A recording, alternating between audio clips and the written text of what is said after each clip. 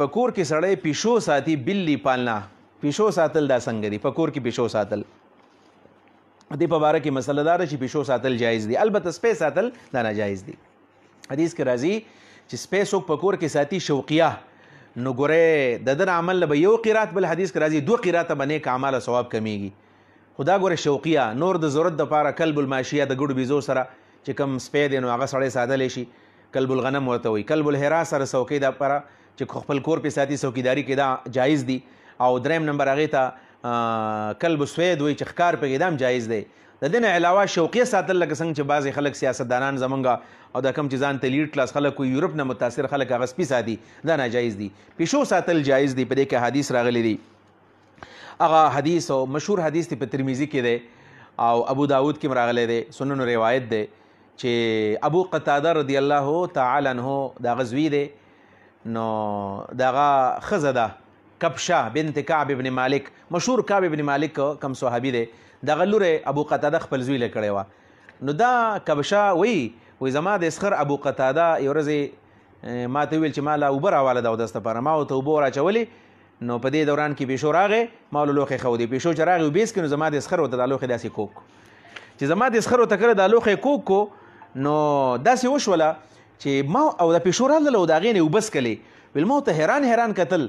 ویل زما د اسخر ما ته ویل چې اتعجبینه یا ابنة اختي ای ورېرې ولې ته حیرانه شوې چې ما د پیشو دره لوښی داسې کوکو ما ویل چې او که نه ویل نبي علیه الصلاة وسلام ویلی دی چې انها لیست بنجس انها من الطوافین والطوافات علیکم دا ګورې نجس نه دی دا بار په کور کې ګرځي را ګرځي لہذا د دې جوټه جایز ده لہذا که پیشو په کور کې جوټه وکړي نو جوټه هم پاکه ده بعضې علماو ته مکروه تنزیهي ویلې ده خو دا پاکه ده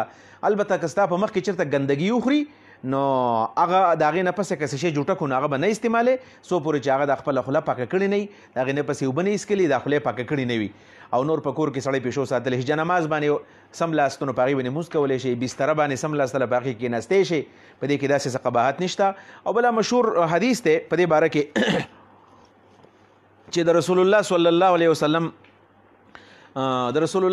بیبي د حضرت عایشه نه رها داود ابن صالح وایي چې زما مور خپله وینځه چې وه مولا ته هغې له سلوا ورکړله چې د حضرت عایشې له ویسه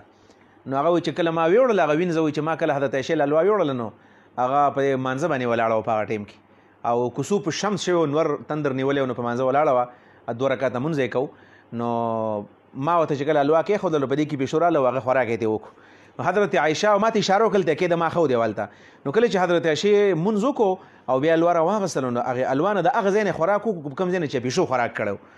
نو ویل نبي ویل چې زه حیرانه شوم چې دا داسې چلو کو ویل نبي علیه صلات وسلام د دې ځای نه خوراک کړی دی حدیث کې راځي اکلت